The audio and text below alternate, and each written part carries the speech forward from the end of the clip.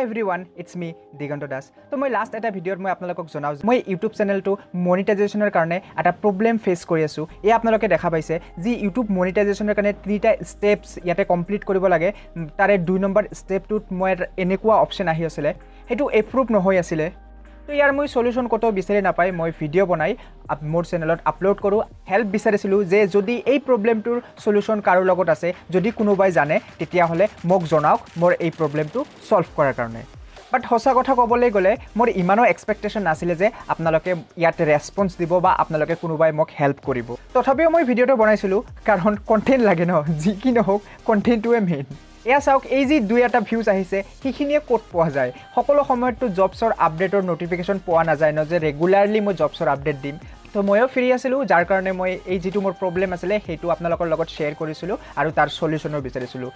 তো যি কি নহওক বাৰু পিছলৈ সেই ভিডিঅ'টো চাই আপোনালোকে মোক বহুতে কমেণ্ট কৰিছে আৰু কমেণ্ট কৰি তাৰ সলিউশন দিব বিচাৰিছিলে, তো মোক হেল্প কৰিব বিচাৰিছিলে আৰু মই তেখেতসকলৰ লগত কণ্টেক্ট কৰি ফাইনালি মোৰ প্ৰবলেমৰ সলিউশনটো পাই গ'লোঁ।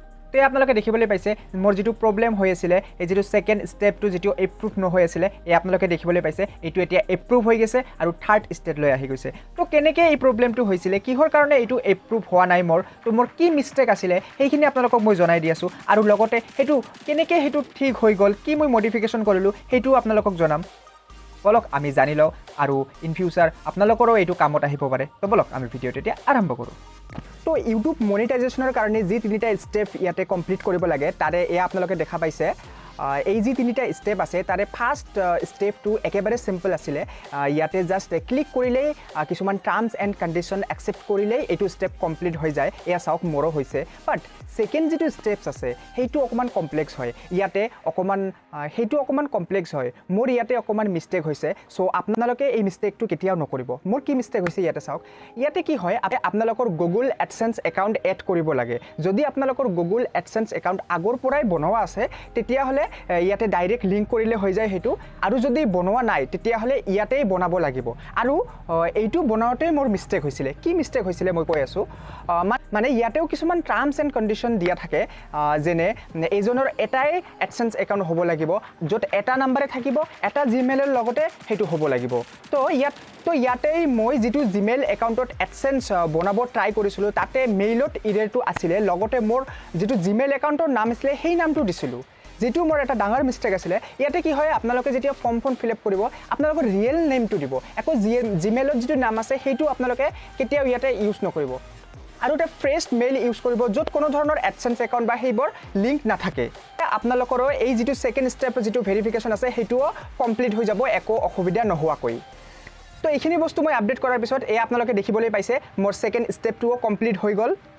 এতিয়া মোৰ চেনেলটো ৰিভিউত গুচি গ'ল। এতিয়া ইউটিউবৰ টিমে মোৰ চেনেলটো ৰিভিউ কৰিব।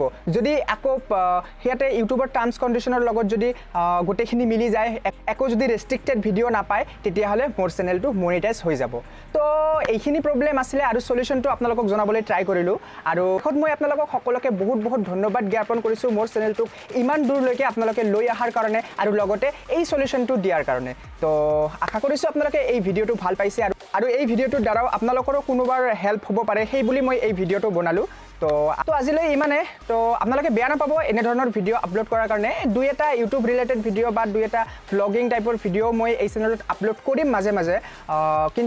কিন্তু মোৰ যিটো ৰেগুলাৰ টপিক থাকিব এয়াৰপৰ্টছ জবছ আপডেট এভিয়েশ্যন ৰিলেটেড যিমানখিনি ডাউটছ আছে সকলোখিনি আপোনালোকৰ ক্লিয়াৰ কৰিবলৈ চেষ্টা কৰিম এই চেনেলত। তো ৰেগুলাৰ বেচিছত তেনেধৰণৰ ভিডিঅ' পাব আৰু এনেকুৱা ধৰণৰ ভিডিঅ' বা ভ্লগিং মাজে মাজে আপোনালোকে দেখা পাই থাকিব। তো আজিলৈ ইমানে।